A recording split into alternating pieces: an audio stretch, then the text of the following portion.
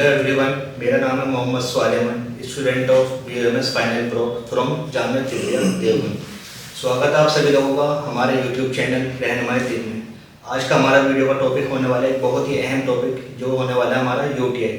इस वीडियो में हम बात करेंगे कुछ स्पेसिफिक बातों की चीज़ों की, जैसे कि हमारा पहली बात होगी कि व्हाट इज़ UTI, दूसरी हम बात करेंगे कॉजेज ऑफ UTI, तीसरी हम बात करेंगे कि सिम्टम्स इसमें आपको क्या क्या देखने के लिए मिलेंगे, फिर हम बात करेंगे रिस्क फैक्टर, किन किन वजहों से आपको UTI हो सकता है।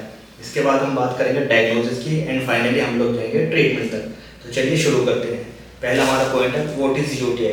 UTI क्या होता है? क्या an infection in any part of the urinary tract system which involve kidney, ureter, bladder and urethra.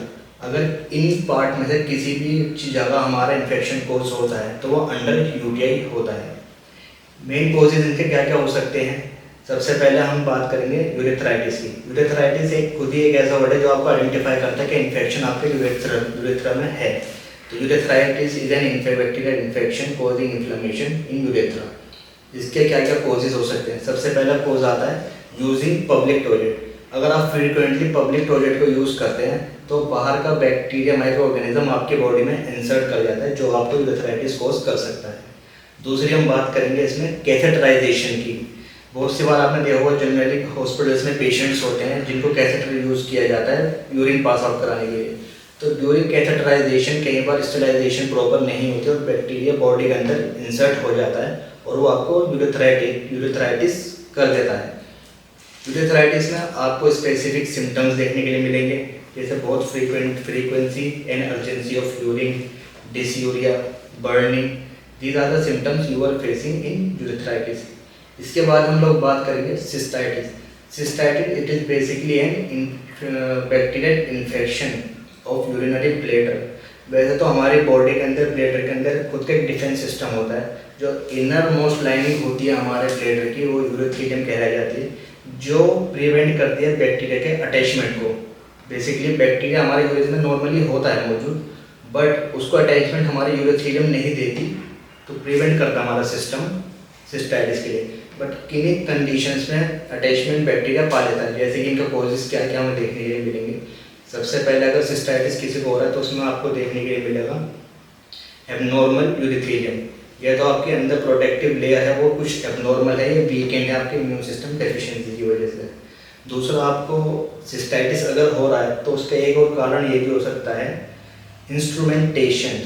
Mean अगर किसी पेशेंट को सिस्टेक्टोस्कोपी हुई है और इंस्ट्रूमेंट आपके बॉडी में इंसर्ट करा गया थ्रू यूरेथ्रा और ब्लैडर तक आपको पहुंचाया गया, तो कई बार उस इंस्ट्रूमेंटेशन से आपकी इनर लाइनिंग डैमेज हो जाती है और at the site of damage वहाँ पर आपका बैक्टीरिया इन्फ्लेमेशन कोज कर देता है।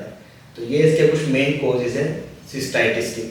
इसकी अगर हम बात करते हैं सिम्टम्स की, तो सिम्टम्स में आपको सबसे पहले देखने के लिए मिलेगा cloudy urine, burning during urination, suprapubic pain देखने के लिए मिलेगा आपको, और उसके बाद फ्रीक्वेंसी एंड अर्जेंसी भी आपको देखने के लिए मिलेगी। इन क्रोनिक कंडीशंस आपको हीमोचूरिया भी देखने के लिए मिल सकता है। इसके बाद हम लोग बात करते हैं पाइलोनेफ्राइटिस की। Pyelonephritis basically it is an bacterial inflammation causing in the kidney. It is occur due to the ascending UTI from bladder to kidney. Means अगर आपका इन्फेक्शन ब्लैडर में हो रहा है और वो किसी वजह से असेंडिंग वे में आपके किडनी तक पहुंच जाए तो आपको पाइलोनेफ्राइटिस हो सकता है। पाइलोनेफ्राइटिस होने के मेन कोजेज आ जाता है आपके वजाइको यूरेथ्रिक रिफ्लेक्स। अगर आपका यूरिनरी ब्लैडर फुल है यूरिन से और आप उसको होल्ड करके रखते हैं, delay of urine pass out करते हैं, तो due to the extra amount of pressure urine आपका बैक फ्लो कर जाता है किडनी की तरफ और वहाँ पर आपको पाइलोनेफ्राइटिस कोज कर सकता है। इसके बाद अगर हम बात करेंगे स्टोन भी आपको पाइलोनेफ्राइटिस कोज कर सकता है। वो कैसे? अगर किसी पेशेंट को स्टोन है और वो काफ़ी लंबे समय से स्टोन उसकी किडनी में स्टक है, वहाँ पर उसके आसपास बैक्टीरिया ग्रो कर जाते हैं जो आपकी किडनी में इन्फ्लेमेशन कॉज करते हैं, और ये इन क्रोनिक कंडीशन ये इन्फ्लेमेशन आपको पेरिनेफ्राइटिस या हाइड्रोनेफ्राइटिस भी कॉज कर सकता है। इसके बाद हम लोग बात करते हैं प्रेगनेंसी की कंडीशन में भी आपको पाइलोनेफ्राइटिस देखने के लिए मिलती है। वो किस वजह से? ड्यूरिंग प्रेगनेंसी यूट्रस का साइज बड़ा होता है और वो प्रेशर डाल रहा होता है आपके यूरिनरी ब्लैडर पर, उस प्रेशर से आपके वजाइफ और यूरेथ्रिक ओपनिंग ओपन रह जाती है और यूरिन आपका बैकफ्लो कर जाता है आपके यूरेटर थ्रू किडनी में, तो वो आपको पायलोनेफ्राइटिस कॉज कर सकती है। इसके अगर हम बात करते हैं सिम्टम्स के बारे में, तो इसको आपको कुछ स्पेसिफिक सिम्टम्स देखने के लिए मिलेंगे, जैसे कि फीवर विथ चिल्स आपको देखने के लिए मिलेगा, बैक पेन देखने के लिए मिलेगा, फ्लैंक पेन देखने के लिए मिलेगा और एक देखने के लिए मिलेगा आपको कोस्टोवर्टिब्रल एंगल पर आपको स्टिफनेस देखने के लिए मिलेगी। जनरली यूटीआई होता किन लोगों में है?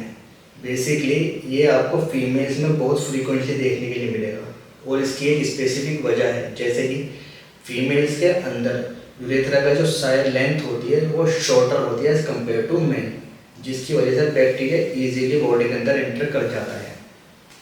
इसकी एक और वजह है कि फीमेल्स में क्यों देखने के लिए मिलता है, वो वजह कि जो distance between the anus and the vulva है वो काफ़ी शॉर्टर होता है फीमेल्स के अंदर, और हमारे माइक्रो ऑर्गेनिज्म इंटेस्टाइन में मौजूद होते हैं, जैसे इकोलाई, जो आपको यूटीआई कॉज कर सकता है। तीसरी इसमें वजह मिलेगी आपको कि फीमेल्स में क्यों होता है, प्रॉपर हाइजीनिक ना होने की वजह से भी आपको यूटीआई देखने के लिए मिलेगा। यूटीआई कॉजिंग माइक्रो ऑर्गेनिज्म जो आपको देखने के लिए मिलेंगे नॉर्मली यूटीआई में, वो आपसे सबसे ज़्यादा आपको केसेस में इकोलाई मिलेगा, उसके बाद आपको मिल सकता है क्लेप्सिला, सीडोमोनास एंड स्टेफाइलोकोकस। अगर हम बात करते हैं रिस्क फैक्टर की, तो यूटीआई के कुछ रिस्क फैक्टर जिनके साथ आपको यूटीआई कॉज हो सकता है, जिसमें सबसे ऊपर आता है आपको ऑब्स्ट्रक्शन। अगर आपको यूरिनरी ट्रैक में किसी वजह से कहीं भी ऑब्स्ट्रक्शन है तो वो आपको यूटीआई कॉज कर सकता है। दूसरा आपको आता है इंस्ट्रूमेंटेशन, अगर किसी भी वजह से आपके यूट्राई ट्रैक में इंस्ट्रूमेंटेशन होती है तो भी आपको यूटीआई कॉज कर सकता है। अब हम बात करेंगे कैसे हम यूटीआई को प्रिवेंट कर सकते हैं, कैसे हम यूटीआई से बच सकते हैं। सबसे पहले हम इसमें प्रिकॉशंस के तौर पर ले सकते हैं, वाटर इंटेक अपना बढ़ा सकते हैं। अगर हम अपना ज़्यादा वाटर इंटेक रखेंगे तो ज़्यादा यूरिन फॉर्मेशन होगा, जो ज़्यादा यूरिन फॉर्मेशन हमारा काम करता है एज अ फ्लशिंग इफेक्ट। अगर कोई भी बैक्टीरिया आपके कहीं पे भी यूरिन ट्रैक में मौजूद है तो वो ज़्यादा यूरिन और ज़्यादा प्रेशर की वजह से आपका फ्लश आउट हो जाता है फ्रॉम द बॉडी। तो इसमें हम इसको प्रिकॉशंस क्या ले सकते हैं, इसमें avoiding public toilet, public toilet को यूज़ करने से बचिए, अवॉइड करिए जितना हो सकता है। इसमें एक और प्रिकॉशन यूज़ कर सकते हैं, holding pee for too long. अगर आपको यूरिनेशन होने की यूरिनेशन आपका आ रहा है सिम्टम कि आपको यूरिनेट करना चाहिए, आपकी बॉडी आपको सिग्नल दे रही है और आप उसको होल्ड करके रखते हैं फॉर अ लॉन्ग टाइम, तो वो आपको यूटीआई कॉज कर सकता है। तो don't hold your urine for too long, या प्रिकॉशंस यूज़ कर सकते हैं। इसके बाद हम लोग बात करते हैं इसमें कि हम कैसे पता लगा सकते हैं बाय द इन्वेस्टिगेशन कि किसी को यूटीआई है। तो सबसे पहले हम लोग कराते हैं यूरिन टेस्ट। यूरिन टेस्ट में हम लोग रूटीन एंड माइक्रोस्कोपिक टेस्ट कराते हैं, जिसके अंदर अगर आपको पस सेल्स या रेड ब्लड सेल्स आपको मिलते हैं तो ये इंडिकेशन है कि आपको यूटीआई हो सकता है। फर्दर इन्वेस्टिगेशन आप करा सकते हैं यूरिन सेंसिटिविटी एंड कल्चर। इसमें आपको क्या पता लगता है कि किस बैक्टीरिया की वजह से आपको यूटीआई हुआ है और इसके अगेंस्ट में कौन सी ड्रग्स आपको इफेक्टिव होगी। फर्दर इन्वेस्टिगेशन अगर हम बात करते हैं तो आप यूएसजी के ऑप्शंस पे भी जा सकते हैं, जिसको हम अल्ट्रासाउंड भी बोलते हैं नॉर्मल लैंग्वेज। अगर हम इससे फर्दर आगे बात करते हैं तो आप IVU भी करा सकते हैं, ये बहुत एडवांस्ड इसको होती है जांच, आप IVU भी करा सकते हैं, इंट्रावेनस यूरोलॉजी।